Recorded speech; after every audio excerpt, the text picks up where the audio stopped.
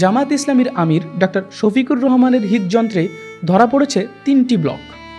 এনজিওগ্রামের report হাতে পাওয়ার পর চিকিৎসকরা জরুরি ভিত্তিতে বাইপাস সার্জারির সিদ্ধান্ত নিয়েছেন। বুধবার 30 জুলাই জামায়াত ইসলামীর পক্ষ থেকে বিষয়টি নিশ্চিত করেছে। দলের জাতীয় সমাবেশ চলাকালীন রাজধানীর সোহরাওয়ার্দী উদ্যানে বক্তব্য দেওয়ার সময় হঠাৎ অসুস্থ হয়ে পড়েন ডাক্তার শফিকুর রহমান। সঙ্গে সঙ্গে তাকে হাসপাতালে নেওয়া হয় এবং শুরু হয় একের পর এক স্বাস্থ্য পরীক্ষা। পরবর্তীতে এনজিওগ্রামের মাধ্যমে ধরা পড়ে তার হার্টে রয়েছে 3টি ব্লক। চিকিৎসকরা জানান অবস্থা জটিল হওয়ার আগেই জরুরি বাইপাস সার্জারি প্রয়োজন।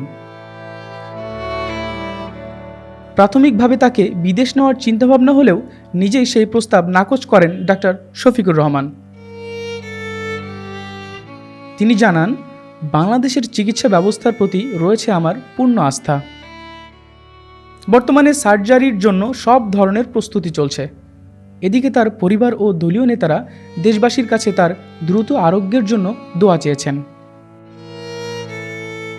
আসুন আমরা সবাই একজন প্রবীণ রাজনীতিবিদের সুস্থতা কামনায় প্রার্থনায় অংশ নিই।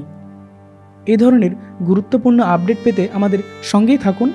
BGN TV 24 সংবাদ যেখানে, বিশ্বস্ততা সেখানে।